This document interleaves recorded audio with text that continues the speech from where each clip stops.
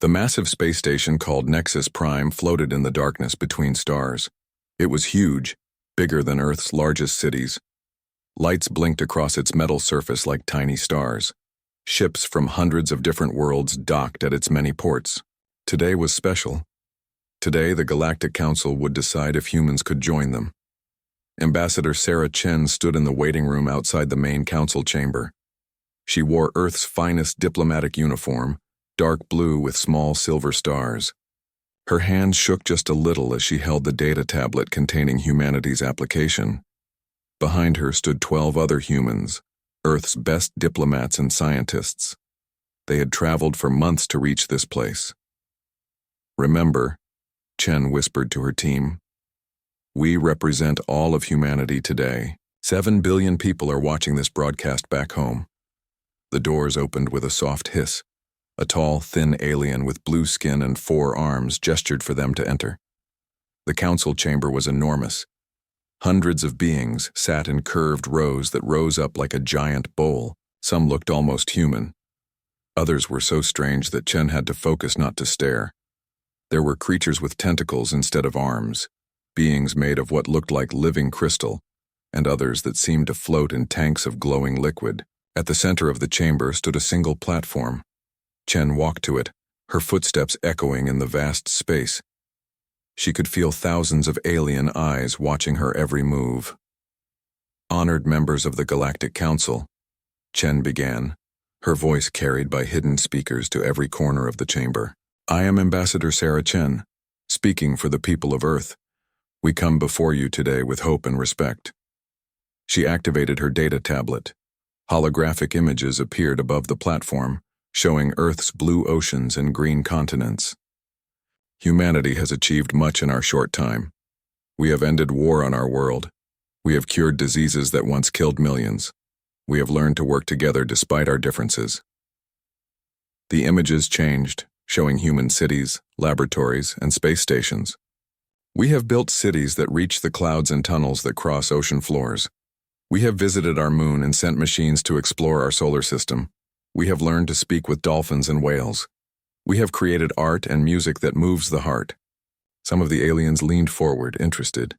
Others seemed bored. Chen continued, her voice growing stronger. "We know we are young compared to your great civilizations.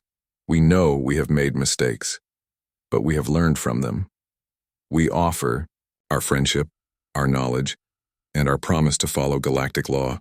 When Chen finished, the chamber fell silent. Then the questions began. A creature that looked like a giant insect clicked and buzzed. The translation came through clearly. "What of your wars? Your species fights constantly." "We had wars," Chen admitted, "but we learned from them. Earth has known peace for 20 years now. We settled our last conflicts through words, not weapons." A being covered in silver scales spoke next. "You expand too quickly. You multiply too fast. You will consume resources like a plague." Chen's jaw tightened, but she kept her voice calm. "We have learned to live within our planet's limits. Our population growth has slowed. We develop new technologies to use less and waste nothing." More questions came, each one sharper than the last. They questioned human nature, human intelligence, human worthiness.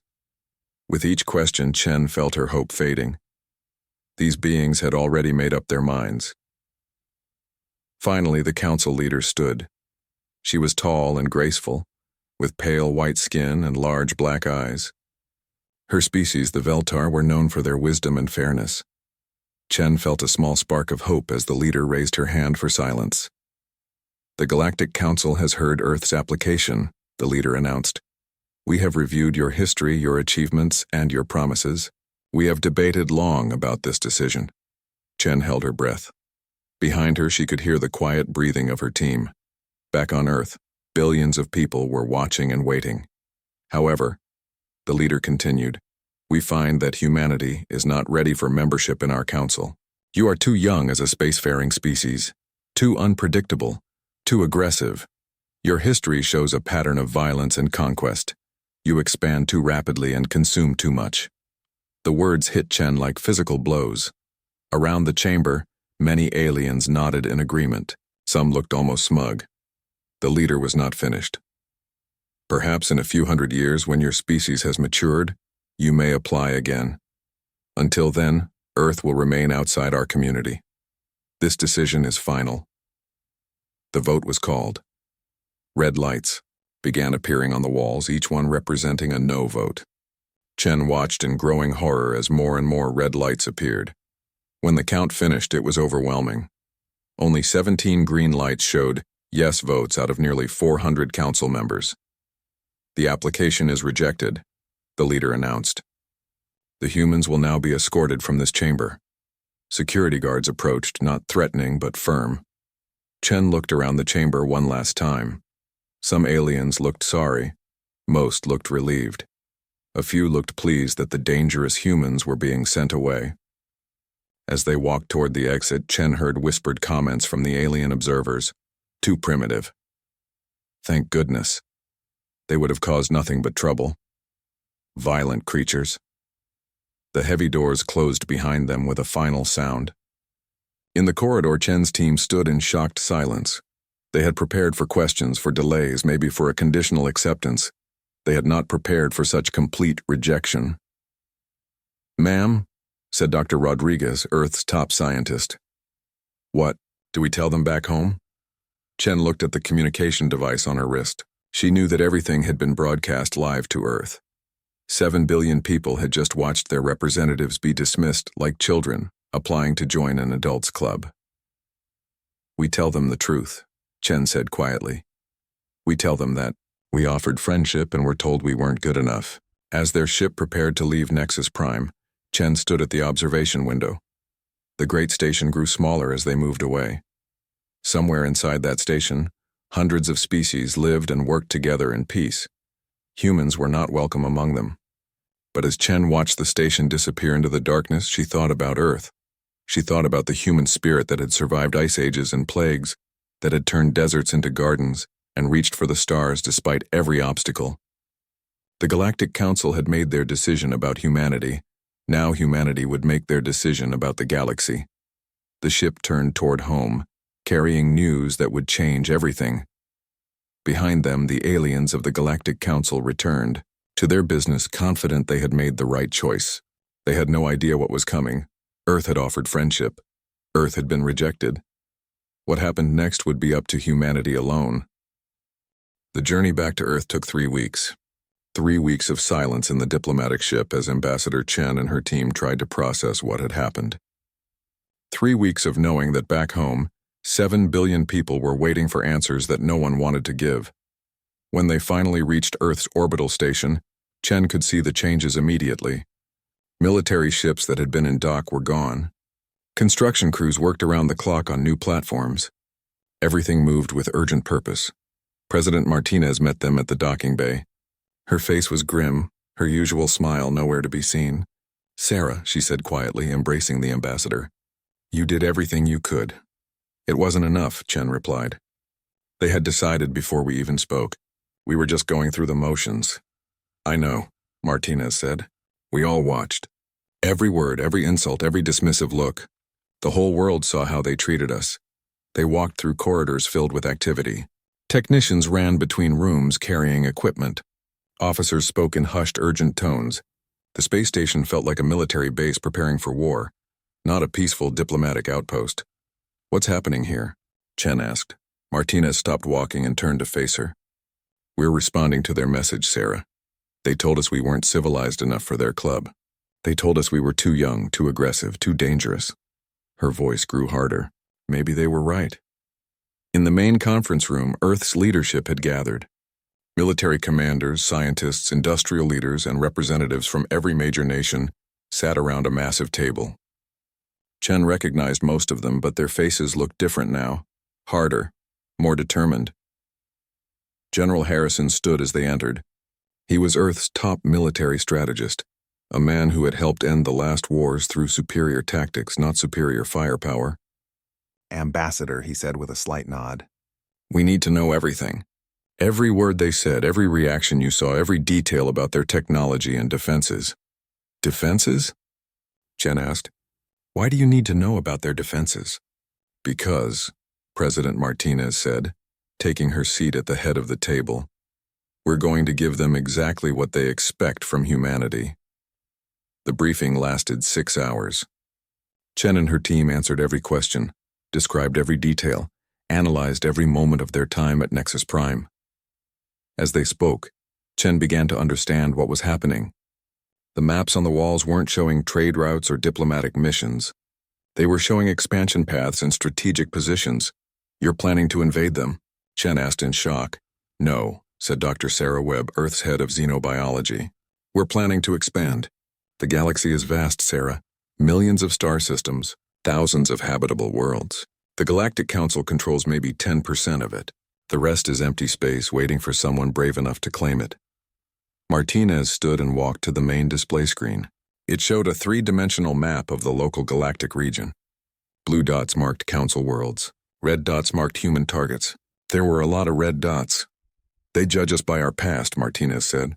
They say we're too aggressive, too warlike, too dangerous for their peaceful society. Fine. Let's show them what humans can really do when we stop asking for permission. She pressed a button, and the display changed. Now it showed detailed plans for something called the Terran Expansion Initiative. Chen read the headers in growing amazement. Colony ships, industrial platforms, automated mining operations, defense networks. It was a plan for massive, rapid expansion across dozens of star systems. How long have you been planning this? Chen asked. Since we first applied to join the Council, replied Admiral Zhang, head of Earth's Space Forces. We hoped for peaceful integration. We prepared for rejection. The plans have been ready for 2 years. All we needed was their answer. General Harrison activated another display. Operation Outreach begins in 72 hours. 50 sleeper ships will launch simultaneously from hidden facilities around the solar system. Each one carries everything needed to establish a fully functional colony within 6 months. Chen stared at the screen. 50 ships, 50 new worlds, all launching at once. The Council will see this as an act of war. Will they? Martinez asked. We're not attacking their worlds. We're not threatening their citizens. We're simply expanding into empty space, space they can't claim because they don't have the ships or the people to settle it. Dr. Webb pulled up another set of displays. We've been studying every piece of technology we could get from Council species, trading for scientific data, buying commercial products, analyzing everything. We've learned a lot about their capabilities. More importantly, we've learned about their limitations. The displays showed comparative analyses. Council ships were beautiful, elegant, and efficient, but they were designed for a peaceful galaxy where everyone followed rules. Human ships, by comparison, looked crude and aggressive. They were also faster, more heavily armed, and much easier to build. They've had peace for so long they've forgotten how to fight, Admiral Zhang explained. Their weapons are for show. Their defenses are designed to stop criminals and pirates, not a determined military force. They think the galaxy is civilized because they've only dealt with civilized species. Chen felt a chill run down her spine. What exactly are you planning? President Martinez returned to her seat. We're going to show them why their ancestors feared humans, Sarah. We're going to expand faster than they thought possible. We're going to build colonies in places they said were impossible to settle. We're going to prove that they were right to be afraid of us. She stood again and walked to the center of the room. In 1 hour, I'm going to address the Global Assembly and the watching galaxy. I'm going to deliver Earth's response to their rejection, and then we're going to stop asking for their approval and start showing them what humanity can accomplish when we're not trying to be polite. As the meeting broke up, Chen found herself standing alone with Martinez. Maria, she said quietly, using the president's first name. Are you sure about this? Once we start down this path, there's no going back. Martinez smiled, but it wasn't a happy smile. Sarah, they made their choice when they looked at humanity and decided we weren't worthy of their friendship. Now they get to live with the consequences of that choice. 1 hour later, President Martinez stood before the Global Assembly in New York. The Great Hall was packed with representatives from every nation on Earth. More importantly, the session was being broadcast on all frequencies, including those monitored by the Galactic Council. Citizens of Earth, Martinez began, fellow humans everywhere. Today we received the Galactic Council's answer to our application for membership. They have judged us unworthy, too young, too aggressive, too dangerous for their civilized society. The hall was silent, but Chen could feel the anger building. Everyone had watched the rejection. Everyone had heard the insults. They are afraid of us, Martinez continued. Afraid of our history. Afraid of our potential. Afraid of what we might become if given the chance to grow among the stars. She paused, looking directly into the camera that would carry her words across the galaxy. To the Galactic Council, I say this. You have deemed us unworthy of a seat among you. Very well. But understand this much about humanity. We have survived ice ages and asteroid impacts. We have endured plagues that killed millions and wars that shattered continents. We have conquered every environment our world could offer, from the deepest oceans to the highest mountains. Her voice grew harder, more threatening. We offered you our friendship. We offered to follow your laws and respect your customs. You rejected us. You told us we were not civilized enough for your society. The pause stretched on, building tension. If you will not accept us as friends, Martinez said, her words carrying the weight of prophecy, then you should run. The transmission ended. Around the globe, humanity began to prepare for what came next. The age of asking permission was over. The age of human expansion was about to begin. 6 months had passed since President Martinez's warning echoed across the galaxy. 6 months since Earth had stopped asking for permission and started taking action. The first reports reached the Galactic Council on a Tuesday, delivered by a nervous Zephyrian trader who had been mining asteroids in what his people considered their territory. Honored Council, the trader said, his feathered crest fluttering with anxiety. There are humans in the Kepler system, lots of them. They have built things. Council leader Velnara leaned forward in her chair. The Kepler system was 3 days' travel from the nearest Council world, but the Zephyrians had claimed mining rights there decades ago. What kind of things? Mining platforms, bigger than anything we have ever built. They are taking apart entire asteroids in days, not months. They have ships everywhere and they will not leave when we ask them to. Velnara frowned. Did you explain that the Zephyrian Commerce Guild has legal claim to that system? The trader's crest flattened against his head. They said they do not recognize our claim. They said the system was empty when they arrived, so now it belongs to them. They were polite about it, but firm. This was troubling news, but Velnara tried to remain calm. One mining operation does not constitute a crisis. We will send a diplomatic mission to clarify the legal situation. But over the following weeks, more reports arrived. The Krone Empire, known for their military discipline, reported human listening posts along their border. The posts were small but sophisticated, clearly designed to monitor Krone fleet movements. When Krone ships approached to investigate, the humans simply smiled and waved, refusing to leave but offering no threats. The Altair hegemony discovered human ships mapping unexplored systems near their territory. The ships were fast and well armed, but they avoided all contact. They simply appeared, spent a few days scanning planets and moons, then vanished into hyperspace before Altair vessels could intercept them. Most disturbing of all, the humans were not using established hyperspace routes. Council regulations required all interstellar traffic to follow approved pathways for safety and monitoring. The humans ignored these completely, carving new routes through space with apparent ease. How are they doing this? Demanded General Korth of the Krone Empire. His species valued military precision above all else, and the humans' unpredictable movements offended his sense of order. Our best navigators need weeks to plot a safe hyperspace course. The humans seem to do it in hours. Dr. Zenith, the Council's leading expert on hyperspace physics, projected a holographic star chart above the conference table. Red lines showed human movements over the past month. The pattern looked like a spiderweb spreading out from Earth in all directions. They are using some form of automated navigation, Zenith explained. Their computers calculate jump coordinates faster than any organic mind could manage. It is impressive and dangerous. One miscalculation could tear a hole in normal space. Yet they have had no accidents, observed Velnara, not a single reported mishap. Zenith's tentacles writhed nervously. That suggests their computers are very, very good. Better than ours. The implications hung heavy in the air.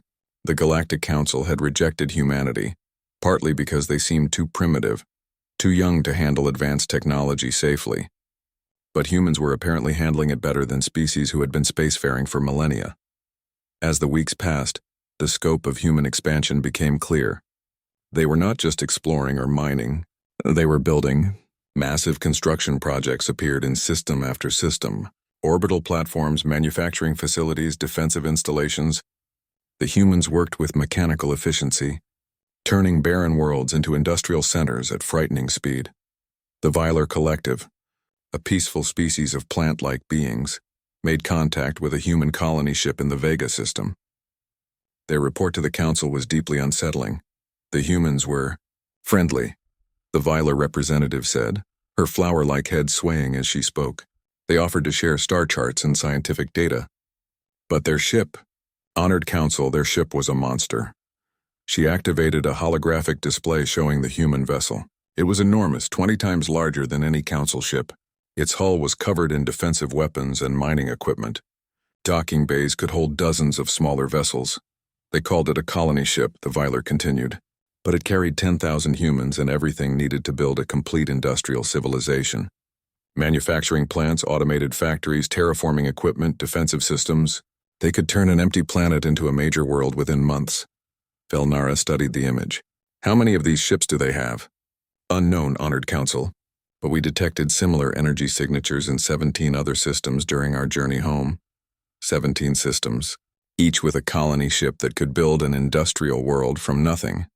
The mathematics were terrifying. If humans continued expanding at this rate, they would control more territory than the entire Galactic Council within a few years. But the most disturbing report came from the Theta Draconis system, where a human fleet had encountered ships from the Altair hegemony. The Altair were proud and aggressive, known for their powerful military. They were not used to being told what to do in space they considered their own. Admiral Kexitar of the hegemony stood before the Council, his reptilian features showing barely controlled rage. We sent a squadron to investigate human activities in Theta Draconis. 6 of our finest warships armed with the latest weapons technology. He paused, his tail lashing behind him. The humans had 3 ships, they should have been helpless against our fleet. What happened? Velnara asked, though she suspected she did not want to know. They demonstrated why Earth's final message was a warning. Kexitar replied grimly. Their ships moved like nothing I have ever seen. Faster, more agile, better armed than anything we have. They did not attack us. They did not need to. They simply showed us that they could destroy our entire squadron without breaking formation. The Admiral activated his own holographic display. It showed the encounter from his flagship's perspective. The human ships were sleek and deadly, moving with perfect coordination. They outmaneuvered the Altair vessels effortlessly, targeting systems locked on but never firing. They sent us a message, Kexitar continued. Very polite. Very professional. They thanked us for our interest in their operations and suggested we might want to leave before there were any misunderstandings. We left. The Council chamber fell silent. The Altair hegemony was one of the most militarily powerful members of the Council. If their ships were no match for human vessels, what hope did anyone else have? How is this possible? Asked Councillor Jex of the Aquarian Federation. 6 months ago, humans barely had interstellar capability. Now they are outbuilding and outfighting the most advanced species in the galaxy. Dr. Zenith brought up another display, this one showing technological analysis. We have been monitoring human communications and studying debris from their construction projects. They are reverse engineering our technology and improving it. Every piece of Council tech they can get their hands on becomes the basis for something better. The display showed side-by-side comparisons. Council hyperdrive systems were elegant and efficient. Human hyperdrives were crude-looking but 30% faster. Council weapons were precise and powerful. Human weapons were devastating and could be mass-produced in weeks instead of years. They learn faster than we thought possible, Zenith continued, and they are not afraid to try things we would never attempt. They take our careful, tested designs and push them beyond all safety limits. Somehow it works. Velnara stood and walked to the great window that looked out into space. Somewhere out there, human ships were spreading across the galaxy like a tide. Building, mining, expanding, growing stronger every day. What have we done? She whispered. Behind her, the Council members sat in worried silence. They had rejected humanity to protect galactic peace and stability. Instead, they had created something far more dangerous. A species with nothing to lose and everything to prove. The humans had stopped asking for permission. Now they were taking whatever they wanted, and there seemed to be nothing anyone could do to stop them. In the distance, a human exploration ship passed by the station, its engines leaving a trail of exotic particles. It did not stop to ask for clearance or offer greetings. It simply passed by, heading for some unknown destination where more humans would soon build another outpost in humanity's growing empire. The galaxy was changing. The old rules no longer applied, and somewhere in the dark between the stars, more human ships were on their way. The emergency session of the Galactic Council had been going for 6 hours straight. Holographic displays filled the chamber, each one showing another human expansion. Red markers spread across the star maps like a disease, marking system after system where human ships had appeared, built installations, and established permanent presence. Council leader Velnara looked exhausted. Dark circles showed under her large black eyes, and her usually perfect posture had slumped. Around her, representatives from hundreds of species argued, complained, and demanded action. The careful dignity of the council was cracking under pressure. "Order," Velnara called, her voice echoing through the chamber. "We must have order." The arguing gradually died down. In the sudden quiet, the scope of the crisis became clear. The main display showed the galactic map as it had been 6 months ago, with council territory marked in blue. Now red human zones cut through that blue like knives, growing larger every day. Admiral Kexitar of the Altair hegemony stood to address the council. His proud bearing had been replaced by something that looked very much like fear. "Honored members, I must report another encounter with human forces. 3 days ago, my fleet attempted to investigate human mining operations in the Rigel system." He activated his personal display, showing tactical recordings. The humans had converted the entire asteroid belt into an automated mining complex. Thousands of robotic miners, processing stations, and defensive platforms. The operation was extracting more raw materials in 1 day than our largest mining world produces in a month. Murmurs of disbelief rippled through the chamber. The Rigel system was deep in space that the Altair had considered their own territory for centuries. "We demanded they cease operations and withdraw," Kexitar continued. Their response was educational. The tactical display showed human ships rising from the asteroid belt. They moved in perfect formation, their weapons powered but not aimed. The message was clear. "We could destroy you, but we choose not to." They told us that Rigel was now under human administration, Kexitar said, his voice barely controlled. "They offered to sell us mining rights at competitive prices. When we refused, they escorted us to the edge of the system with overwhelming force but perfect politeness."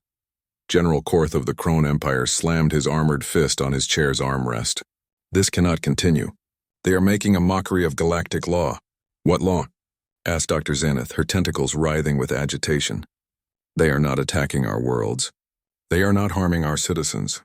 They are simply expanding into unclaimed space faster than we ever thought possible. Unclaimed space that we considered part of our sphere of influence," Korth growled. "But never officially claimed," Velnara pointed out wearily. "That is the problem. The humans are following the letter of galactic law while completely ignoring its spirit." The Zephyrian trade representative fluttered his crest nervously. "Honored Council, the humans have begun offering trade agreements. Their terms are generous, almost too generous." He brought up economic projections. "They are offering rare elements at prices 30% below current market rates. Manufacturing contracts for goods we cannot produce ourselves. Technology licenses for improvements to our own equipment." Councillor Jex of the Aquarian Federation leaned forward. "What do they want in return?" "Recognition of their territorial claims," the Zephyrian replied. "Legal status as a sovereign power and detailed information about Council military capabilities." A chill settled over the chamber. The humans were not just expanding randomly. They were building a comprehensive picture of galactic civilization while offering economic incentives for cooperation. Velnara called up the intelligence reports that had been flooding in over the past weeks. Each one painted a picture of human capabilities that grew more disturbing with every update. "Their ships are not just faster than ours," she announced to the council. "They are better in every measurable way. Stronger hulls, more powerful weapons, superior sensors, and manufacturing capabilities that exceed our best estimates." The main display showed comparative analyses. Human industrial platforms could build a cruiser-class starship in 3 weeks. The same vessel would take Council shipyards 6 months to complete. Human weapons had longer range and greater penetration than anything in the Council arsenal. Their defensive systems could absorb damage that would cripple Council vessels. "How is this possible?" demanded the representative from the Silicon Collective, a species of crystalline beings known for their technical expertise. "They have had access to our technology for less than a year." Dr. Zenith rose from her position, her multiple arms gesturing at the data displays. "We have been analyzing human communication intercepts and technical specifications they have willingly shared through trade negotiations." The answer is both simple and terrifying. She highlighted sections of the technical data. "Humans do not innovate the way we do. Council species develop technology carefully, testing each advancement for years before implementation. We value stability, reliability, and safety above all else." The display showed Council development timelines, decades of careful research leading to incremental improvements. "Humans," Zenith continued, "appear to value speed and effectiveness above safety. They take our proven technologies and immediately begin pushing them beyond their design limits. Then they rebuild them from scratch to handle the increased performance demands." Examples flashed across the screen. Human hyperdrive systems that operated at power levels that should have destroyed them. Weapons that fired exotic particles no Council physicist had ever considered weaponizing. Manufacturing techniques that violated several basic principles of material science but somehow worked perfectly. "They are not just copying our technology," Zenith concluded. "They are treating it as a starting point for innovations we never dreamed of attempting." The implications sank in gradually. The Council had rejected humanity because they seemed too primitive to handle advanced technology responsibly. Instead, humans were handling it far more effectively than its original creators. Admiral Kexitar stood again, his reptilian features grim. "There is something else the Council must know. Yesterday we intercepted a human communication that was not intended for us." He activated an audio file. The transmission was in English, but translation software converted it to Galactic Standard. "Construction Team 7, this is Colony Command. The shipyard is ahead of schedule. First batch of heavy cruisers will be ready for trials in 10 days. The chamber fell silent. "Heavy cruisers? Ships designed for warfare, not exploration or colonization." "How many?" Felnara asked quietly. "The transmission mentioned a first batch," Kekstar replied. "That implies there will be additional batches. And this was from only one of their known shipyard facilities." Counselor Jex brought up strategic projections. "If the humans can build military vessels at the same rate they construct civilian infrastructure, they will have a fleet larger than our combined forces within 2 years." The math was inescapable. Human expansion was not slowing down. If anything, it was accelerating. Each new system, they claimed, provided more resources for further expansion. Each new shipyard produced more vessels to defend their growing territory and claim more systems. "What are their intentions?" asked the representative from the Peaceful Viler Collective. "Do they plan to attack Council worlds?" Dr. Zenith pulled up another set of intercepts. "Based on their communications, they appear to have no immediate plans for military action against Council territory. Their focus remains on expansion into unclaimed space." "Then what should we fear?" the Viler asked. Felnara stood and walked to the great window overlooking space. In the distance she could see the lights of ships moving between the stars. Some of them were undoubtedly human vessels, going about their business with the confidence of a species that no longer asked permission for anything. "We should fear what happens when there is no more unclaimed space," she said quietly. "We should fear what happens when human expansion meets Council territory and humans decide they need what we have." She turned back to face the Council. 6 months ago, we rejected humanity because we believed they were too dangerous for civilized galactic society. We were correct. The problem is that our rejection did not make them less dangerous. It simply ensured that when they became dangerous, they would not consider us allies. The weight of that realization settled over the chamber like a shroud. The Galactic Council had created its own nightmare. By refusing to accept humanity as a junior partner, they had forced humans to become an independent power, a power that was growing stronger every day and had no reason to respect Council authority. "What do we do?" someone asked from the back of the chamber. Felnara looked at the star maps again, at the red zones marking human territory spreading across the galaxy like spilled blood. "I do not know," she admitted. "I truly do not know. Outside the station, Human ships continued their journeys to distant stars, carrying the tools and people needed to claim yet more worlds for a species that had learned to take what they needed rather than ask for what they wanted. The galaxy was changing, and the Galactic Council was no longer in control of that change. Exactly 1 year after the Galactic Council's rejection, Ambassador Sarah Chen stepped through the airlock of Nexus Prime once again. But this time everything was different. This time she was not a supplicant hoping for acceptance.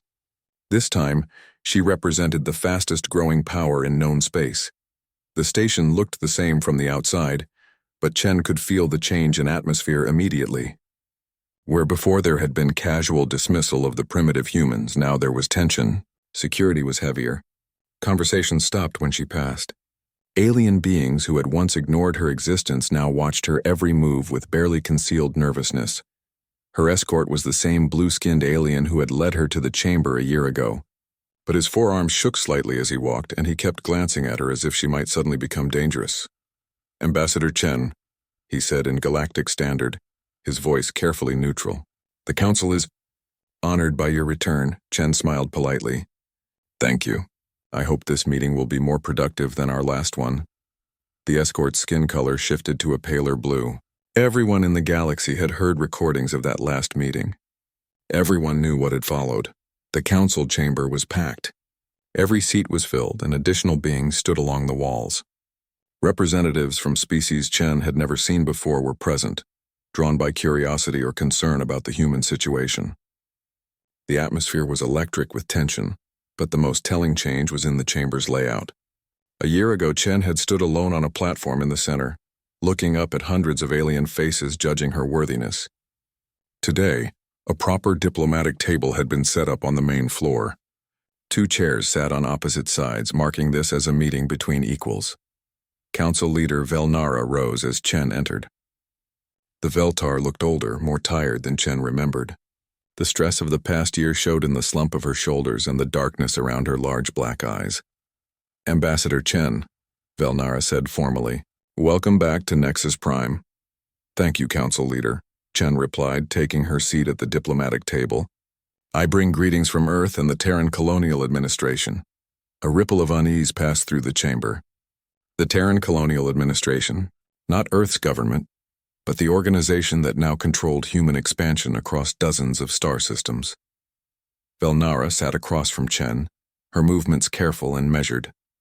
"We have requested this meeting to discuss the situation that has developed since our last encounter." Chen opened her briefcase and removed a data tablet. "Before we begin, I have something for you." She slid the tablet across the table. Velnara picked it up with trembling fingers, her eyes widening as she read the contents. "These are..." Velnara's voice caught. "These are territorial claims." "Correct," Chen said calmly. "Formal notification of human-controlled space as of this date. 47 star systems, 1,236 major installations, estimated population of 62 million humans and growing." The numbers hit the chamber like physical blows. 62 million humans scattered across dozens of worlds in just 1 year. The Galactic Council represented over 400 species, but their combined colonial population was barely twice that number, accumulated over centuries of careful expansion. General Korth of the Krone Empire stood abruptly. "This is unacceptable. You cannot simply claim entire star systems without council approval." Chen turned to face him, her expression pleasant but unyielding. "General, with respect, we are not claiming anything. We are informing you of territories already under human administration. The claims were established through the same principles the Council has used for millennia: first arrival, permanent settlement, and effective control." She gestured to the data tablet still in Velnara's hands. Every system listed there was either uninhabited or unclaimed when human forces arrived. "We have followed galactic law precisely. You have violated the spirit of galactic cooperation," Korth protested. Chen's smile became sharper. "General, a year ago I stood in this chamber and offered exactly that spirit of cooperation. The Council's response was to tell us we were too young, too aggressive, and too dangerous for civilized society." She stood and walked to the center of the chamber, just as she had a year before. But this time she was not pleading for acceptance. This time she commanded the room. "You were right," Chen continued, her voice carrying to every corner of the vast space. We were too young to understand galactic politics, too aggressive to accept rejection quietly, too dangerous to ignore once you had insulted us. The chamber fell silent. Chen could see fear in alien faces that had once shown only dismissive condescension. The question now, Chen said, returning to her seat, is what happens next. Admiral Kexitar of the Altair Hegemony leaned forward. What do you want from us? Chen consulted her tablet. Recognition of human territorial claims. Formal acknowledgement of the Terran colonial administration as a sovereign political entity, and most importantly, assurance that Council forces will not interfere with legitimate human expansion. And if we refuse? Velnara asked quietly. Chen's expression remained pleasant, but something cold flickered behind her eyes. Council leader, in the past year, human forces have encountered your ships on 17 occasions. In every case, we have demonstrated superior capability, while showing remarkable restraint. We have not fired a single shot in anger, despite numerous provocations. She activated her own holographic display, showing tactical recordings from various encounters, human ships moving with impossible grace, weapon systems that could have destroyed entire fleets held carefully in check. The message was clear. Humanity had been playing with kid gloves. Our restraint, Chen continued, has been based on our hope for eventual peaceful coexistence. But restraint should not be mistaken for weakness or inability to act. Dr. Zenith, the Council's scientific advisor, spoke up. Ambassador, our analysis suggests that human technology has advanced far beyond anything we thought possible. How? Chen smiled, and for the first time it seemed genuinely warm. Doctor, that is the difference between our species and yours. You see a new technology and ask, how can we use this safely? We see it and ask, how can we make this better? She brought up her own technical displays. Every piece of Council technology we have encountered has become the foundation for something more advanced. Your hyperdrive systems taught us to move faster. Your weapons systems taught us to hit harder. Your manufacturing techniques taught us to build more efficiently. The displays showed side-by-side comparisons that made several Council members gasp. Human ships that were twice as fast as anything the Council could build. Weapons that could penetrate defenses thought impregnable. Industrial platforms that operated at impossible efficiency levels. You rejected us because you feared we would disrupt your careful, stable galactic civilization, Chen said. You are absolutely correct. The question is whether that disruption comes as partners or as competitors. Velnara set down the data tablet with shaking hands. What are you proposing? Simple, Chen replied. Mutual recognition. You acknowledge human territorial claims and our right to continued expansion. We acknowledge Council authority over established Council space and agree to respect your borders. And if our borders conflict with your expansion plans? Asked Councillor Jex. Chen's pleasant expression never wavered. Then we will need to negotiate new borders. The threat was delivered so politely that it took a moment for its implications to sink in. Human expansion would continue. If it encountered Council territory, the humans expected the Council to negotiate rather than fight. Given the demonstrated superiority of human forces, such negotiations would heavily favor human interests. General Korth stood again, his scales flushed with anger. You are dictating terms to us. No, General, Chen replied calmly. I am explaining reality to you. Human expansion will continue whether you approve or not. We would prefer to do so with Council cooperation, but your cooperation is not required. She gestured to the star map still glowing above the chamber. Look at those territorial claims, General. 47 systems in 1 year. At this rate, human space will be larger than Council space within 5 years. We will have more ships, more resources, and more industrial capacity than your combined civilizations. The mathematics were inescapable. Human expansion showed no signs of slowing down. If anything, each new system provided resources to accelerate further growth. What happens when you run out of empty space? Velnara asked. Chen stood to leave, gathering her materials. Council leader, the galaxy contains 400 billion stars. Most estimates suggest fewer than 1% currently support intelligent life. We will not run out of empty space in your lifetime, or your species' lifetime, or possibly ever. She paused at the chamber entrance, looking back at the assembled representatives. But if we ever do run out of empty space, I suggest you hope we are friends by then. As the massive doors closed behind her, the Council chamber erupted in arguments. Some demanded immediate military action.